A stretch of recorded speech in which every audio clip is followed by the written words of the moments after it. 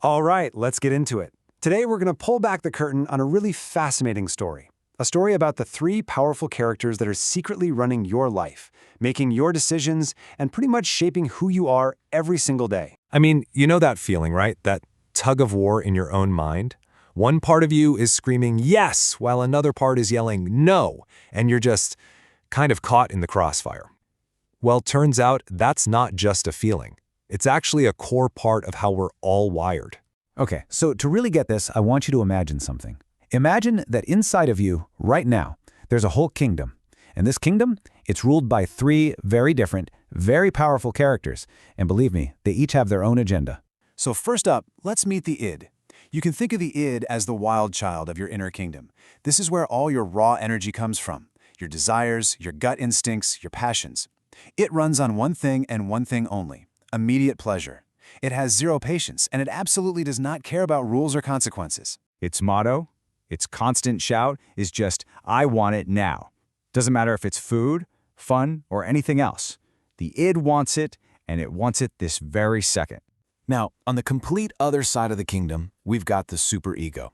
This is the strict judge. It's that voice of your conscience, you know, the one that's packed with all the rules, the morals, and all the shoulds and should-nots you've picked up from your parents, teachers, from society.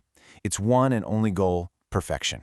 The superego is always there, whispering, or sometimes, let's be honest, shouting, "That's wrong, you must be perfect."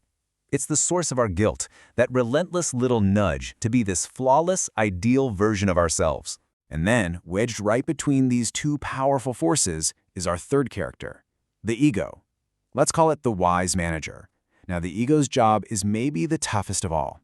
It has to listen to the screaming demands of the wild child and the impossible standards of the strict judge, and somehow find a way forward that works in the real world. It's all about logic and, well, reality. So its main gig is to look at both of them and say, okay, you two, calm down. Let's find a realistic way to handle this. It's the ultimate negotiator, the problem solver for your inner world. So here's the thing. These three characters, they are in a constant battle. I mean, every single day. Over every decision, big or small, there's a little war for control being waged inside of you. Let's make this real. Imagine you're at a party. You see a gorgeous piece of chocolate cake, but you promised yourself you'd be good. Uh-oh. Desire strikes. And instantly, your wild child, the id, starts screaming its head off. Eat that cake now. It sees pleasure, and it demands it immediately. But just as fast, the other side pipes up. Of course, the judge is about to enter the courtroom. And here comes the superego, laying on a thick layer of guilt. No! What are you thinking? Kick is bad. You'll get fat. You're so weak for even wanting it.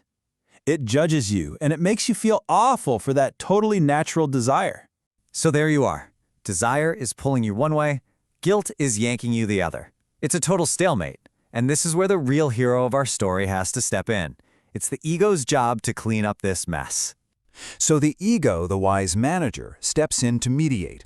It hears the id's need for pleasure, it respects the superego's rules, and it finds a brilliant compromise. Okay, how about this? Let's have a small piece now, really enjoy it, and we can save the rest for another day. See? It satisfies both sides just enough to keep the peace in the kingdom. But here's the thing. To handle this constant stress day in and day out, the ego needs more than just good negotiation skills.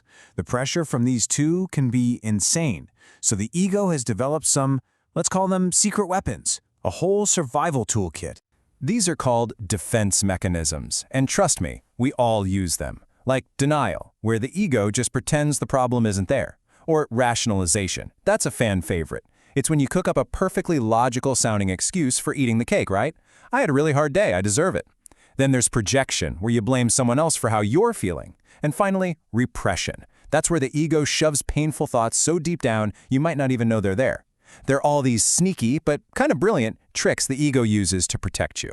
Now, it might be tempting to pick a favorite here. You know, to say the id is bad and the superego is good, or something like that. But the truth is, a healthy functioning person needs all three. Each of these characters brings a totally essential gift to the table. And here's why that balance is just so important. Your id, the wild child, its gift is desire. It's the source of your passion, your energy, your drive. Without it, life would be incredibly boring. The superego, our strict judge, Well, its gift is morality. It's our conscience. Without it, we wouldn't know right from wrong. And the ego, the wise manager, its gift is reality. Without the ego, our inner world would be pure chaos, just ripped apart by our impulses and our guilt. So you see, the ego isn't some enemy we need to conquer. It's really the unsung hero of your inner world. It's the one building the bridge between your wildest dreams and the real world you actually have to live in. It's what lets us get through the day. Which brings us to the big final question, the one you should really think about. It's not about which character is best, but how they're all balanced inside of you. Is your wild child running the show, or is your strict judge calling all the shots?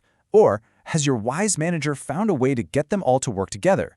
Because at the end of the day, the state of your inner kingdom really does determine the state of your outer life.